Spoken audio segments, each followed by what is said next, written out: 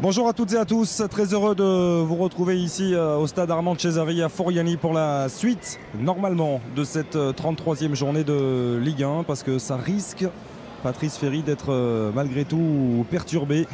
Malheureusement ça a dérapé à quelques minutes de la fin de l'échauffement.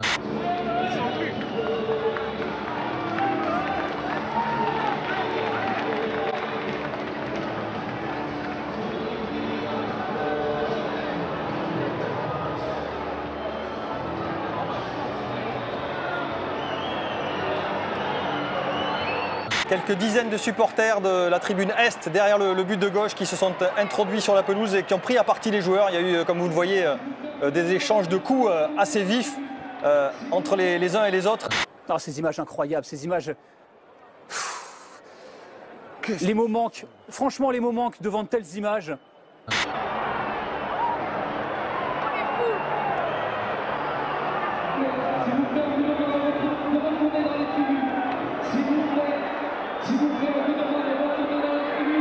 Les joueurs qui ont été forcés de regagner les vestiaires.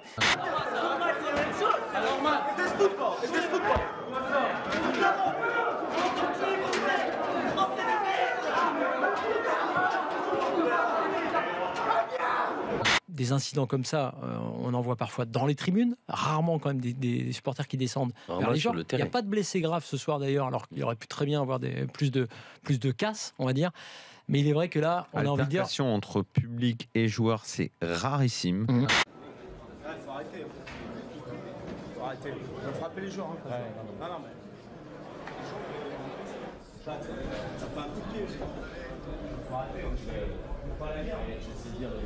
Mais qu'est-ce qu'ils font sur la pelouse? Comment c'est possible de laisser des supporters sur la pelouse au moment de l'échauffement? Même le rôle des stadiers dans le premier incident, les stadiers laissent passer les supporters. Donc c'est bien ça, c'est volontaire.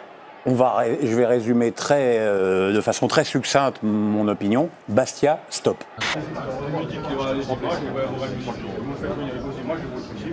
Ouais, c'est quand même... Là, on va loin. Hein.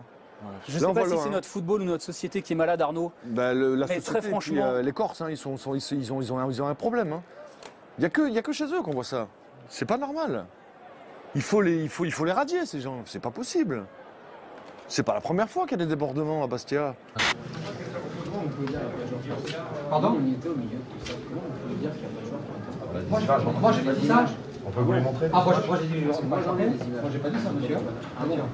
Les Lyonnais vont faire plus ou moins savoir qu'ils ne veulent pas jouer. Le président Aulas va signifier aux délégués qu'il ne veut pas reprendre le jeu dans ces conditions.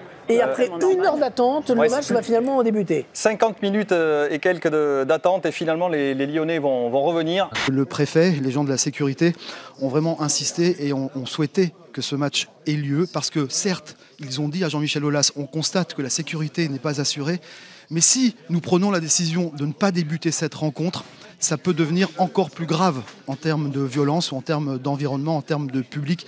C'est vous dire le caractère totalement flou et inédit de la situation. Arriver à les convaincre, ok.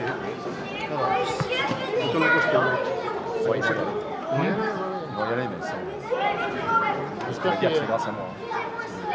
C'est bien, le président. Non, attends, moi je rentre pas tout de suite. Il s'échauffe. Ok. Je reste. Comment vous pouvez me dire bon match? Il ne s'est rien passé pendant les 45 minutes de jeu. Au retour au vestiaire, après le coup de sifflet, Anthony Lopez, en regagnant le vestiaire, a été interpellé par une personne qui s'était introduite sur la pelouse. Et il y a eu échange de coups. On le voit, hein, regardez, entre Anthony les deux. Lopez. Là, la mi-temps vient d'être sifflée. Anthony Lopez regarde la tribune Est. Il va regagner donc la direction des vestiaires. Et vous allez voir dans un instant. Regardez, ça se passe à gauche de votre écran. Quelqu'un qui a une accréditation autour du cou, qui l'interpelle. Qui lui dit manifestement de se dépêcher de rentrer au vestiaire pour ne pas envenimer la situation. Et c'est réussi parce que. Et là, vous allez voir un gros qui arrive. Il va être assez mythique, le voilà. Non, ce sont des stadiers qui vont commencer. Voilà, c'est un stadier parce qu'il a quand même une chasuble orange. Oh, fils de chien que tu es, hein! Oh, Lopez! Oh, fils de chien que tu es, hein! Oh, salope que tu es, hein! Il faut les crever maintenant! Fils de pute, là! J'ai vu un stadien en orange aller taper un joueur. Je voulais te demander, Nice, c'est sympa au niveau des supporters. Il y a des cassos comme à Bastia ou pas? Vous en avez, vous ou pas? Attention, c'est les Galactiques là-bas. Là, ils mettent la barre, c'est Champions League. Mais oui, il y a aussi les stadiers qui tabassent. Ça, c'est une petite particularité. Oui, les stadiers, ils protègent les gens. C'est ça l'erreur. Parce que les stadiers, là-bas, ils tabassent aussi. Donc c'est quand même pas... Il y a une vraie communauté d'idées. Ils vont nous manquer l'an prochain quand ils auront disparu en CFA, Inch'Allah. On peut toujours rêver. La D2, ce sera déjà pas mal. Alors, ce sont bien sûr des incidents extrêmement graves. Le match a été interrompu, vous l'imaginez bien, après cette deuxième phase d'incident. Il ne reprendra pas. Vu les conditions sportives qui ne sont plus réunies, nous avons décidé, le préfet, les arbitres et moi-même, d'arrêter la rencontre.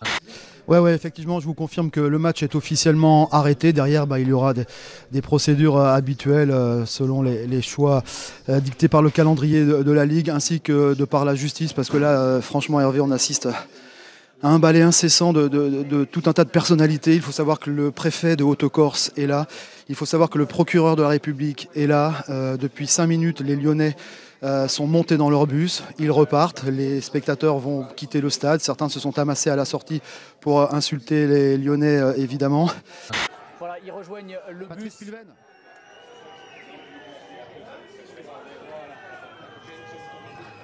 Ouais, Hervé, nouvel élément, impossible de quitter le stade pour le bus de l'Olympique lyonnais. Les joueurs viennent de descendre du bus et ils sont tous revenus actuellement dans le vestiaire de Lyon. Il est impossible pour l'instant pour un bus lyonnais de quitter l'enceinte de Furiani. Quand on connaît la configuration de Furiani, c'est une sorte de cul-de-sac un petit peu. Et ils avaient bloqué les dirigeants pendant 2 heures après le match il y a 2 semaines. Donc effectivement, ils vont les empêcher de sortir là. C'est lié à la géographie des lieux. Donc la situation s'aggrave. Enfin, c'est grave. Voilà. Elle est circonscrite, on va dire, pour l'instant. Il y a plus ils sont à l'abri dans le stade. S'ils ne peuvent pas quitter le stade, c'est que ça ne s'arrange pas quand même, Hervé. Non, tout ça, en tout cas, tout cela est totalement honteux et scandaleux. Ça suffit. On a eu, à la première journée, Lucas qui a pris un bâton sur la tête ou sur l'épaule, peu importe. On a eu les cris de singe à Balotelli. On a ces incidents-là. Ça suffit. Alors, je veux bien que les supporters soient remontés contre leurs dirigeants, mais stop.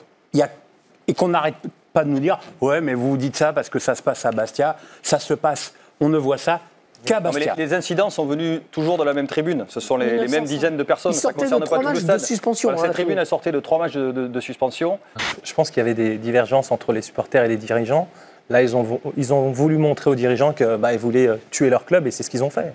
Je viens d'apprendre que le procureur de la République qui est ici a lancé sur le champ, suite au deuxième événement violent, c'est-à-dire la bagarre de la mi-temps, celle qui a mis aux prises Lopez et tout un tas de gens, le procureur de la République sur le champ a lancé une enquête, une procédure en flagrance pour violence publique. Mardi déjà, Bastia a été convoqué devant la commission de discipline pour des incidents survenus lors du match contre Nantes. On peut penser qu'elle va taper très fort, Alain Roche, la commission de discipline. Là. Absolument, il faut pas laisser passer ce genre de choses. Moi, je n'ai jamais vu ça, depuis que je suis dans le monde du football, de voir des joueurs se faire courser, se faire taper par des supporters, même par des stadiers. En France, ça n'est jamais arrivé. Déjà, au niveau sportif, ces gars-là qui sont identifiés, identifiables, peuvent être immédiatement interdits de stade, à minima. Donc, il faut être le plus sévère possible. On n'est pas dans la configuration de Metz. Là, c'est vraiment des actes barbares, presque. Soyons sérieux, on ne peut pas continuer à jouer à Bastia. Il doit alors rester 2 matchs d'ici la fin de saison? Ouais, peut-être même 3. Ouais. Ok. Tout ça à huis clos. Ça laisse le temps pour l'année prochaine, que ce soit en Ligue 1 ou en Ligue 2, de décider pendant combien de temps on estimera juste que Bastia joue hors de Corse.